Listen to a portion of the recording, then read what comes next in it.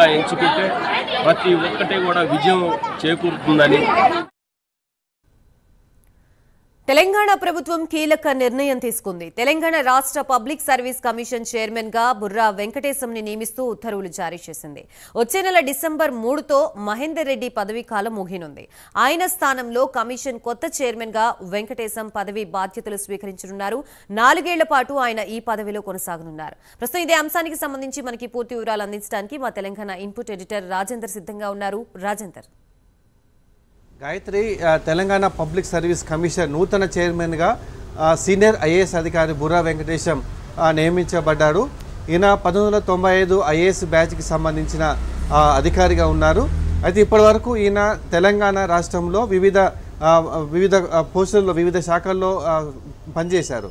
అయితే ప్రస్తుతానికి ఈయన రాజ్భవన్ సెక్రటరీ, అదేవిధంగా విద్యాశాఖకు సంబంధించి ప్రిన్సిపల్ సెక్రటరీగా పనిచేస్తున్నారు. దీంతో పాటే బీసీ సంక్షేమ శాఖ కార్యదర్శిగా బాధ్యత చేపడుతున్నారు.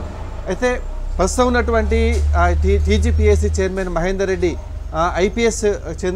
ఐపీఎస్కి చెందిన అధికారి. ఈయన పదవీ కాలం డిసెంబర్ 3వ తేదీన ముగిన నేపథ్యంలో నూతన టీజీపీఎస్సీ చైర్మన్ కోసం ఎంపిక కోసం ప్రభుత్వం నోటిఫికేషన్ జారీ చేసింది. ఈ నెల 25 వరకు దీనికి సంబంధించిన అప్లికేషన్ కూడా స్వీకరించింది.